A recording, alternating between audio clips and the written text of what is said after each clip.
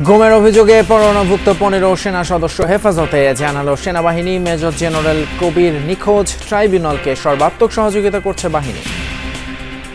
ICT definitely আমাদের জন্য অবশ্যই এটার জন্য আমাদের জন্য অবশ্যই মরাল এফেক্টে অবশ্যই করে, এটা অস্বীকার করবো কেন। বাংলাদেশ আর্মি জাস্টিসের পক্ষে। 15-9-17 অক্টোবর হবে জুলাই সনদে স্বাক্ষর। জনসাধারণের সুবিধার্থে ছুটির দিনে অনুষ্ঠানের সিদ্ধান্ত অন্তর্বর্তী সরকারের। কোন উপদেষ্টার বিরুদ্ধে বিশেষ দলের হয়ে কাজ করার অভিযোগ ফখরুলের। উপদেষ্টাদের নয়, সেফ এক্সিট দরকার জাতির, বললেন আসিফ নজরুল।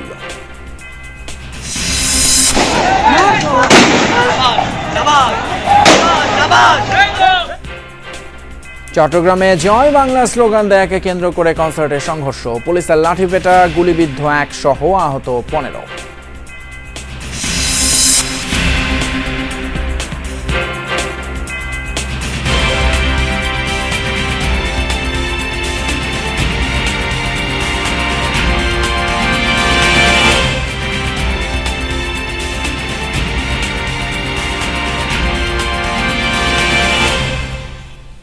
সবাইকে আমন্ত্রণ যমুনা নিউজে। আপনাদের সঙ্গে আছি আমি ফয়সাল তিতুমির। এতক্ষণ শিরোনামগুলো দেখছিলেন। মানবতা বিরোধী অপরাধের অভিযোগে গ্রেপ্তারি পরোয়ানাভুক্ত 15 জনকে বাহিনীর হেফাজতে রাখা হয়েছে বলে জানিয়েছে সেনা সদর। বিকেলে সংবাদ সম্মেলনে মেজর জেনারেল মোহাম্মদ হাকিমুজ্জামান, সেনাবাহিনীর অ্যাডজুটেন্ট জেনারেল, এই কথা জানান। এর আগে সাবেক এবং বর্তমান 25 জন সেনা কর্মকর্তার বিরুদ্ধে গ্রেপ্তারি পরোয়ানা জারি করে আন্তর্জাতিক অপরাধ ট্রাইব্যুনাল, যাদের মধ্যে 9 জন অবসরপ্রাপ্ত, বাকি 16 জনের মধ্যে 1 জন নিখোঁজ। সেনা সদর জানিয়েছে, গ্রেপ্তারি পরোয়ানার কপি এখনো হাতে পায়নি সেনাবাহিনী। এছাড়া তিনি বলেন, অভিযুক্ত হলেই বরখাস্ত হবেন এমন বিধানের বিষয়ে ব্যাখ্যা চাইবেন তারা। গুমের 2 মামলা এবং 5 আগস্ট রামপুরায় শিক্ষার্থীদের উপর হামলার ঘটনায় সাবেক প্রধানমন্ত্রী শেখ হাসিনা, সাবেক স্বরাষ্ট্রমন্ত্রী, সাবেক পুলিশ কর্মকর্তা বেনজির সহ 30 আসামির বিরুদ্ধে গেল 8 অক্টোবর গ্রেফতারি পরোয়ানা জারি করেন আন্তর্জাতিক অপরাধ ট্রাইব্যুনাল। এর মধ্যে ডিজিএফআই এর সাবেক 5 প্রধান সহ 25 জন সেনা কর্মকর্তা। জানিয়ে শুরু হয় আলোচনা, কারণ দেশের ইতিহাসে চাকরিরত অবস্থায় এত সেনা কর্মকর্তার বিরুদ্ধে গ্রেফতারি পরোয়ানা এটাই প্রথম। ট্রাইব্যুনালের ইস্যুকৃত ওয়ারেন্ট নিয়ে অবস্থান ব্যাখ্যা করতে শনিবার বিকেলে সেনানিবাসে ব্রিফিংয়ের আয়োজন করে সেনা সদর। জানায়, মানবতা বিরোধী অপরাধের অভিযোগে সাবেক ও বর্তমান 25 জন সেনা কর্মকর্তার বিরুদ্ধে গ্রেফতারি পরোয়ানা জারি করেছে আন্তর্জাতিক অপরাধ ট্রাইব্যুনাল। তবে এখনও ওয়ারেন্টের কপি হাতে পায়নি সেনাবাহিনী। আমরা এখন পর্যন্ত ওই ইয়েটা পাইনি, যেটা ওয়ারেন্ট আমরা এখনো আমাদের হস্তগত হয়নি। বাংলাদেশ সেনাবাহিনী সংবিধান স্বীকৃত বাংলাদেশের সকল আইনের প্রতি শ্রদ্ধাশীল। আমরা 8 তারিখেই তাদেরকে আমরা আর্মি ওন কাস্টডিতে আসার জন্য একটা অর্ডার, যেটাকে আমরা বলি অ্যাটাচমেন্ট অর্ডার, আমরা এটা দিয়েছি। বাহিনীটি বলছে 25 জনের মধ্যে 9 জন অবসরপ্রাপ্ত, 1 জন এলপিআরে চাকরিরত 15 জন। 8 অক্টোবরের পরই 15 জনকে সেনা হেফাজতে রাখা হয়েছে। মেজর জেনারেল কবির না জানিয়ে অবৈধভাবে ছুটিতে গেছেন বলেও ব্রিফিংয়ে জানান মেজর জেনারেল হাকিমুজ্জামান। 15 জনের মধ্যে 1 জনকেই শুধু মিসিং, বাকি সবাই জয়েন করেছে, এই হেফাজতে চলে আসছে। 14 জনই আমাদের সেনা হেফাজতে চলে আসছে। আর এলপিআর 1 জন আছে, সেও আসছে, এলপিআর যে আছে সেও জয়েন করেছে। মানবতা বিরোধী অপরাধে অভিযুক্ত হলে সঙ্গে সঙ্গে তিনি চাকরি থেকে বরখাস্ত বলে গণ্য হবেন এমন প্রশ্নে বাহিনীটি বলছে, আগে যথাযথ কর্তৃপক্ষের কাছে আইনি ব্যাখ্যা চাওয়া হবে। আমরা চাবো অ্যাপ্রোপ্রিয়েট অথরিটির কাছে যে তোমরা যে ডেল্টা বললা is disqualified to hold from holding any public office, এটাকে for arm forces, specially for army যদি বলি, নেভি অফ সেম, তার জন্য এটা কিভাবে এক্সিকিউট করা হবে এটা তোমরা আমাদেরকে একটু ব্যাখ্যা করো। এই যে 15, 16, 17 জন যাদের কথা বললাম, এই সবগুলোই যে ঘটনা যেগুলো বলা হচ্ছে সেগুলো ছিল তারা আইদার র্যাবে ছিল অথবা ডিজিএফআইতে ছিল ইত্যাদি। 22 অক্টোবর হেফাজতে থাকাদের ট্রাইব্যুনালে হস্তান্তর করা হবে কিনা এমন প্রশ্নে সেনাবাহিনী বলছে, ট্রাইব্যুনালের আইনগত ব্যাখ্যা পাওয়ার পর আইনগতভাবে হবে ব্যবস্থা। এই আইসিটি ডেফিনেটলি আমাদের জন্য অবশ্যই এটার জন্য আমাদের জন্য অবশ্যই মরাল এফেক্টে অবশ্যই করে, এটা অস্বীকার করবো কেন। বাংলাদেশ আর্মি জাস্টিসের পক্ষে, যেটা জাস্টিস হবে সেটার পক্ষে আমরা থাকবো। ইনসাফ, নো compromise with INSAF. ফেব্রুয়ারির নির্বাচনে মাঠ পর্যায়ে সেনাবাহিনী আরও 3 থেকে 4 ভাগ বাড়ানো হবে বলেও জানানো হয়েছে সেনা সদরের এই ব্রিফিংয়ে। ডেপ্লয়মেন্ট এখন যা আছে তার থেকে বহুলাংশে বৃদ্ধি পাবে, maybe 3 times 4 times. Ahmed Reza, Jamuna news, Dhaka. দেশের গণতন্ত্র, মানবাধিকার এবং সেনাবাহিনীর পেশাদারিত্ব রক্ষার স্বার্থে সংশ্লিষ্ট অপরাধের সুষ্ঠু এবং নির্মোহ বিচার নিশ্চিত করা অপরিহার্য, এমন বিবৃতি দিয়েছে বাংলাদেশ জাতীয়তাবাদী দল বিএনপি। তবে কিছু চিহ্নিত ব্যক্তির অপরাধের দায় কোনো প্রতিষ্ঠান বা বাহিনীর উপর চাপানো অনুচিত বলে মনে করে দলটি। বিবৃতিতে আরও বলা হয়, গুরুতর অপরাধের দায় এবং শাস্তি একান্তই সেই ব্যক্তির যার মাধ্যমে অপরাধ সংঘটিত হয়েছে।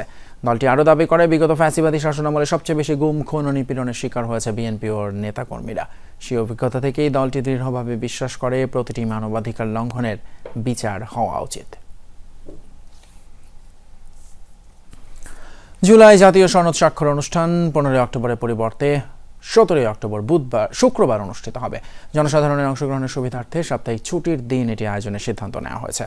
শনিবার রাষ্ট্রীয় অতিথি ভবন যমুনায় প্রধান উপদেষ্টা ডক্টর মোহাম্মদ ইউনূসের সভাপতিত্বে এক বৈঠকে এই সিদ্ধান্ত নিয়েছে জাতীয় ঐকমত্য কমিশন। বৈঠক শেষে কমিশনের সহসভাপতি অধ্যাপক ডক্টর আলী রিয়াজ জানান, জুলাই জাতীয় সনদ স্বাক্ষর অনুষ্ঠান একটি ঐতিহাসিক ঘটনা। আগ্রহী জনগণের অংশগ্রহণের সুবিধার্থে অনুষ্ঠানটি 17 অক্টোবর শুক্রবার বিকেলে জাতীয় সংসদ ভবনের দক্ষিণ প্লাজায় অনুষ্ঠিত হবে। যদিও এর আগে কমিশনের তরফ থেকে জানানো হয়েছিল যে 15 অক্টোবর বুধবার বিকেলে জুলাই সনদ স্বাক্ষর হবে। বৈঠকে সিদ্ধান্ত নেওয়া হয়, জুলাই জাতীয় সনদ স্বাক্ষর অনুষ্ঠানে দেশের বিভিন্ন রাজনৈতিক দল ও জোটের প্রতিনিধিরা অংশ নেবেন। এছাড়া বিভিন্ন শ্রেণী ও পেশার প্রতিনিধিদের আমন্ত্রণ জানানো হবে। এতে বৈঠকে আরও উপস্থিত ছিলেন জাতীয় ঐকমত্য কমিশনের সদস্য ডক্টর বদিউল আলম মজুমদার, সংস্কৃতি উপদেষ্টা মোস্তফা সরোয়ার ফারুকী এবং প্রধান উপদেষ্টার বিশেষ সহকারী মনির হায়দার। এবং সেটা গভীরভাবে হতে হবে, আমরা সেটাতে একতাবদ্ধ, এটাই হলো বিষয়টা জানানো। দেশের মানুষ একটি নিরপেক্ষ নির্বাচন চায়, কিন্তু অন্তর্বর্তী সরকারের কোনো কোনো উপদেষ্টা একটি বিশেষ দলের হয়ে কাজ করছেন বলে অভিযোগ উঠেছে। গাজীপুরে এক স্মরণ সভায় কথা বলেন বিএনপির মহাসচিব মির্জা ফখরুল ইসলাম আলমগীর। কাপাসিয়া পাইলট উচ্চ বিদ্যালয়ে বিএনপির সাবেক নেতা অবসরপ্রাপ্ত ব্রিগেডিয়ার হান্নান শাহর নবম মৃত্যুবার্ষিকীর এক স্মরণ সভায় কথা বলেন তিনি। শতভাগ নিরপেক্ষ থেকে নির্বাচন পরিচালনা করতে অন্তর্বর্তী সরকারের প্রতি আহ্বান জানান মির্জা ফখরুল। এ সময় তিনি আরও বলেন, বিএনপি সংস্কার মানে না এমন প্রচারণা চালাচ্ছে একটি পক্ষ। তাদের উদ্দেশ্যে মির্জা ফখরুল বলেন, বিএনপির প্রতিষ্ঠাতা জিয়াউর রহমানের সংস্কারের মাধ্যমে দেশে বহুদলীয় গণতন্ত্র প্রতিষ্ঠা হয়েছিল। ভারতের সাথে সুসম্পর্ক বজায় রাখতে সমতার প্রয়োজনীয়তার কথা বলেন বিএনপি মহাসচিব।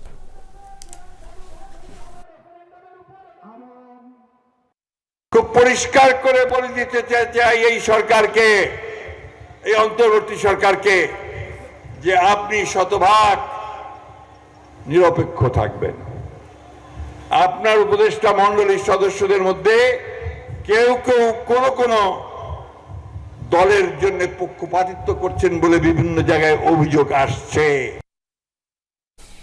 অন্যদিকে উপদেষ্টাদের কারো সেফ এক্সিটের প্রয়োজন নেই, তবে এই জাতির অনিয়ম, দুর্নীতি এবং মানবাধিকার লঙ্ঘন থেকে সেফ এক্সিট দরকার, এই মন্তব্য করেছেন আইন উপদেষ্টা আসিফ নজরুল।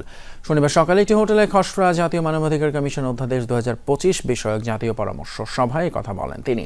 উপদেষ্টা আসিফ নজরুল বলেন, রাষ্ট্রীয় প্রতিষ্ঠানগুলোর সংস্কারের পথে সরকার অনেকটাই গিয়েছে, বাকি কাজ করবে নির্বাচিত সরকার। দেশের মানুষ যেন আর অন্যায় অবিচারের শিকার না হয় সেই প্রত্যাশা করেন তিনি। সভায় শিল্প উপদেষ্টা আদিলুর রহমান খান বলেন, অতীতের মতো গুম, খুন, নির্যাতনের ঘটনা যেন না ঘটে তা নিশ্চিতে ভেঙে পড়া বিভিন্ন প্রতিষ্ঠানগুলোকে দাঁড় করাতে হবে। এই অনুষ্ঠানে উপস্থিত ছিলেন পরিবেশ উপদেষ্টা সৈয়দা রিজওয়ানা হাসান। তিনি বলেন, এর আগে মানবাধিকারের কর্মীরা বিচারক ছিলেন, কিন্তু বিচার বহির্ভূত হত্যাকাণ্ড বন্ধ হয়নি। খসড়ায় সরাসরি মামলার বিধান না থাকে অসন্তোষ জানান attorney general Mohammad Asaduzzaman. Safe exit নিয়ে নানান কথাবার্তা হচ্ছে, তা আমরা উপদেষ্টারা খুব নিশ্চিতভাবে জানি আমাদের কারো কোনো সেফ এক্সিটের প্রয়োজন নাই। তবে বাংলাদেশের জাতি হিসাবে আমাদের সেফ এক্সিটের প্রয়োজন আছে। এরকম একটা ভয়াবহ, অসুস্থ, আত্মধ্বংসী রাষ্ট্র কাঠামো থেকে আমাদের সেফ এক্সিট প্রয়োজন। গুম, বিচার বহির্ভূত হত্যাকাণ্ড, এই নির্যাতন, কাস্টোডিয়াল টর্চার এবং বিভিন্ন ধরনের যে মানবাধিকার লঙ্ঘনগুলো হয়ে থাকে প্রতিনিয়ত, সেই ব্যাপারগুলো দেখতে পারবে এবং আদালত সেই জন্য তৈরি হয়ে থাকবে। চট্টগ্রামে একটি কনসার্টে জয় বাংলা স্লোগান দেওয়ার ঘটনাকে কেন্দ্র করে সংঘর্ষ এবং ভাঙচুরের ঘটনা ঘটেছে। শনিবার সন্ধ্যায় জিইসি কনভেনশন সেন্টারে হুন্ডা হর্নের 2.0 ফান অ্যান্ড রক ফেস্টে এই ঘটনা ঘটে। প্রত্যক্ষদর্শীরা জানান, কনসার্টটি সকলের জন্য উন্মুক্ত থাকায় ভেতরে প্রবেশ করা নিয়ে সিকিউরিটিদের সাথে শুরু থেকেই বাকবিতণ্ডা চলছিল। হঠাৎ একটি পক্ষ জয় বাংলা স্লোগান দিতে শুরু করে। এরপরই কনসার্টে দর্শকদের মধ্যে হট্টগোল ও মারামারির ঘটনা ঘটে। এ সময় ভেন্যুর ভেতরে জানালা ভাঙচুর এবং আয়োজকদের ব্যানার ফেস্টুন ছিঁড়ে ফেলা হয়। পরিস্থিতি নিয়ন্ত্রণে আনতে পুলিশ লাঠিচার্জ এবং ফাঁকা গুলি করে। এ সময় শরীফ নামে একজন গুলিবিদ্ধ এবং অন্তত 15 জন আহত হয়। এই ঘটনার সাথে জড়িত 12 থেকে 15 জনকে আটক করেছে পুলিশ। প্রোগ্রাম চলতেছিল, আর্সেল গেল ব্রেকের কথা বলে, এরপর হঠাৎ করে ধাক্কাধাক্কি মারামারি। কাজের টাইমে দেখি গোলাগুলো হচ্ছে, আমগো বাইরে যত মাল ছিল সব ভেঙে ফেলেছে, ওনারা সব নিয়ে গেছে। জাতীয় পার্টির সমাবেশ কেন্দ্র করে আবার উত্তেজনা ছড়িয়েছে রাজধানী কাকরাইলে। পুলিশের সঙ্গে নেতাকর্মীদের ধাওয়া পাল্টা ধাওয়ার ঘটনা ঘটে। এ সময় টিয়ার শেল এবং সাউন্ড গ্রেনেড নিক্ষেপ করে পরিস্থিতি নিয়ন্ত্রণে আনে পুলিশ। তবে কাউকে গ্রেপ্তার করা হয়নি বলে নিশ্চিত করেছেন রমনা জোনের ডিসি। পুলিশের দাবি, অনুমোদন ছাড়াই সমাবেশ করছিল জাতীয় পার্টি।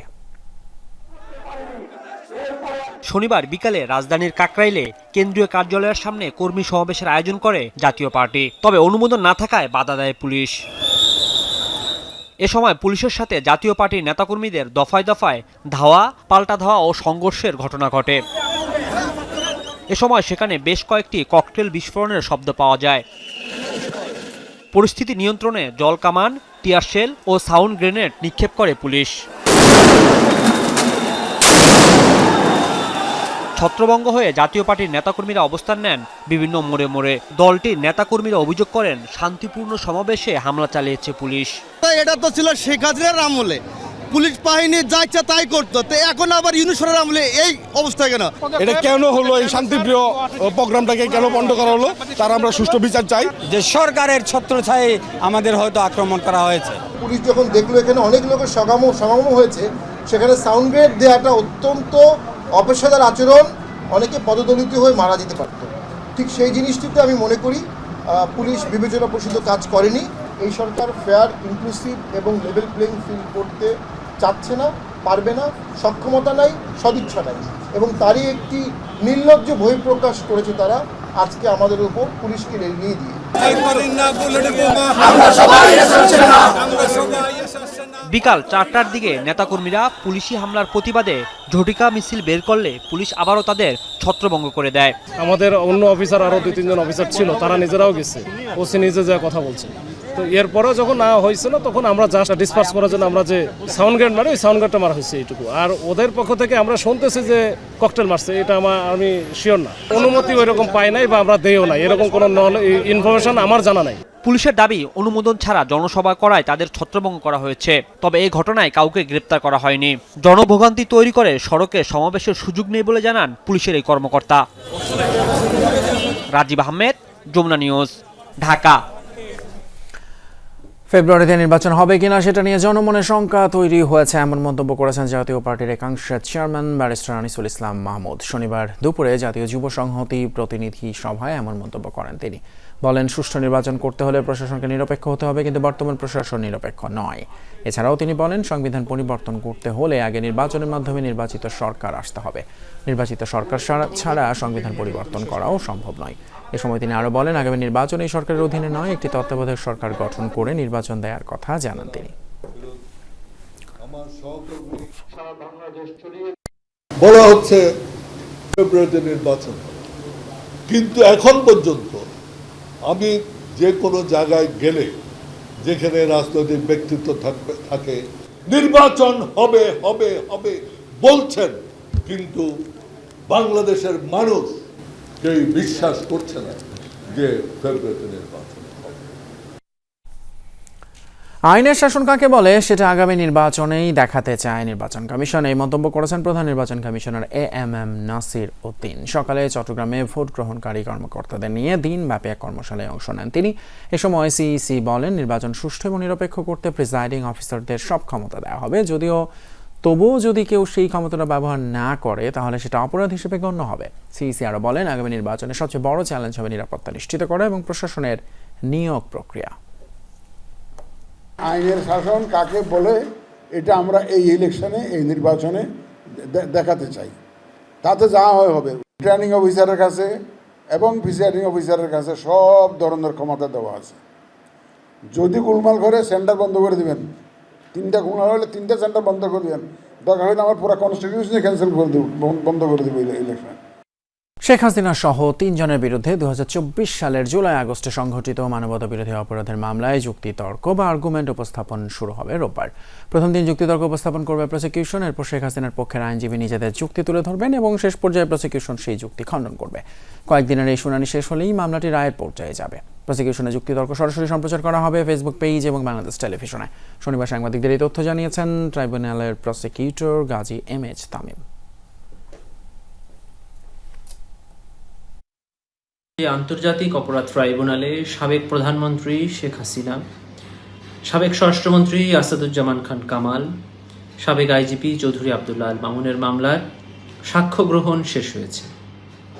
আগামীকালকে ট্রাইব্যুনালে এই মামলার যুক্তিতর্ক উপস্থাপন শুরু হবে।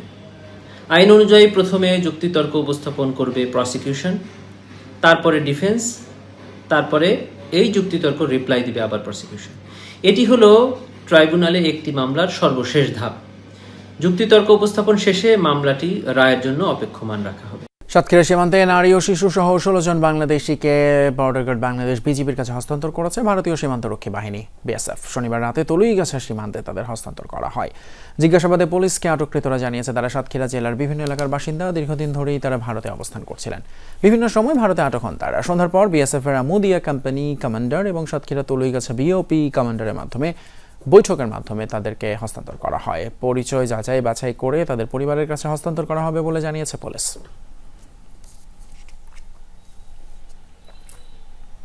দর্শক, এই ছিল আমাদের যমুনা নিউজ এখনকার আয়োজন। এতক্ষণ সাথে থাকার জন্য ধন্যবাদ আপনাদের সবাইকে।